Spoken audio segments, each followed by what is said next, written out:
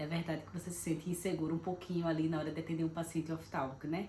Muita gente se sente, mas hoje nesse vídeo eu vou te contar 3 coisas que você pode fazer para melhorar e resolver essa insegurança que você tem com o seu cliente na hora da consulta oftálmica. Primeira coisa, faz uma conexão com aquele cliente. Você não precisa sair examinando e resolvendo a vida do animal naquele momento, a não ser que ele estiver com dor. Aí você vai lá e resolve e tira a dor do paciente. Tem outro vídeo que a gente já explica como é que você vai resolver essa dor do paciente, tá? Mas conversa com aquele cliente. Se o paciente não estiver com dor, você pode ter tempo para conversar, porque independente do que aconteça no final da consulta, se você tiver esse tempo a mais de conversa com o cliente, ele já vai gostar de você. Muito veterinário não tem esse tempo, é tudo muito rápido, né? Então aquela conquista já faz com que o cliente te admire e goste um pouco mais de você. O que é importante também durante esse momento de conexão é o que a gente chama de anamnese. É o momento em que você começa a se importar com a vida daquele animal, perguntar mais coisas. O que foi que aconteceu? Desde quando? Com isso aí a gente consegue, muito importante, saber se esse cliente ele é um bom cliente, que vai seguir tuas orientações, ou se é um cliente mais desleixado.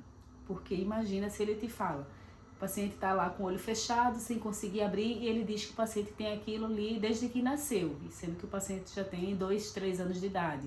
Você vai dizer, pô, essa pessoa não cuida muito do animal como deveria, ver o paciente a vida inteira, o animal dele a vida inteira com esse olho fechado e nunca resolveu, não é uma coisa tão favorável, né? Então você já conhece o perfil, você sabe se você vai precisar ficar mais no pé daquele tutor, orientar melhor, ter uma comunicação diferente. Às vezes o tutor ele é até legal, mas não teve um veterinário tão atencioso antes que conversasse, explicasse realmente a importância de tratar aquele olho que está fechado, que está sentindo dor.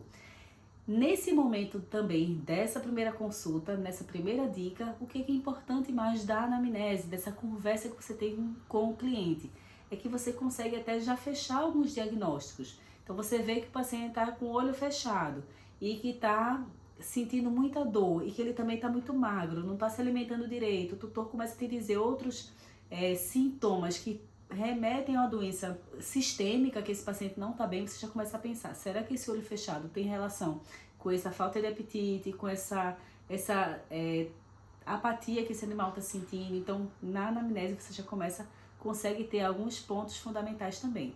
Bom, mas a segunda dica de hoje é que você precisa criar um passo a passo. Você já fez aquela anamnese, já teve uma conversa e você tem que partir para o exame físico, mas no exame físico você tem que ter uma lista da sequência do exame que você deve seguir, porque se você errar na sequência, o diagnóstico pode ser errado. Então vamos lá, vamos voltar para a situação do animal com o olho fechado, sentindo muita dor, e você vai lá e diz, qual é o primeiro passo? Qual é a primeira coisa que eu tenho que fazer aqui?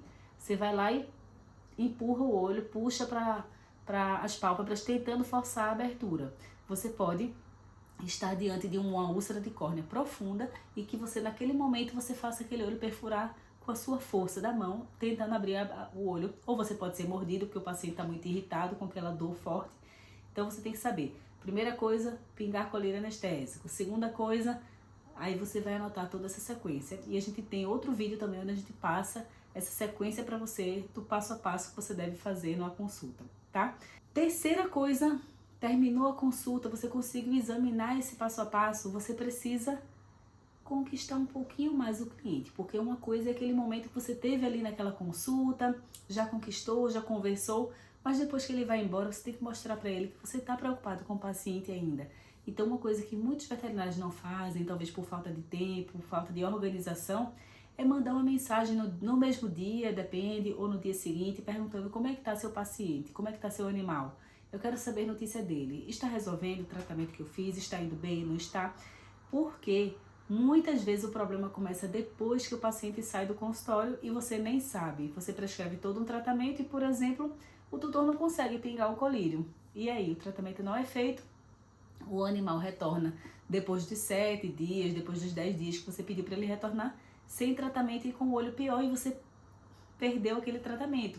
O tutor vai acabar achando que você não era competente o suficiente para resolver aquele problema, quando você poderia apenas no dia seguinte ter mandado uma mensagem e ter conversado, ter tido uma noção de como é que estava indo aquele tratamento para saber se precisava de algum ajuste que resolveria fácil. Bom, essas eram as dicas de hoje, espero que tenha te ajudado e se te ajudou realmente e você tem alguma outra dúvida, coloca aqui nos comentários, envia para os teus colegas de profissão que podem ajudar também os seus pacientes e começa a seguir a gente para receber mais conteúdos como esse do mundo da oftalmologia. Tchau, tchau!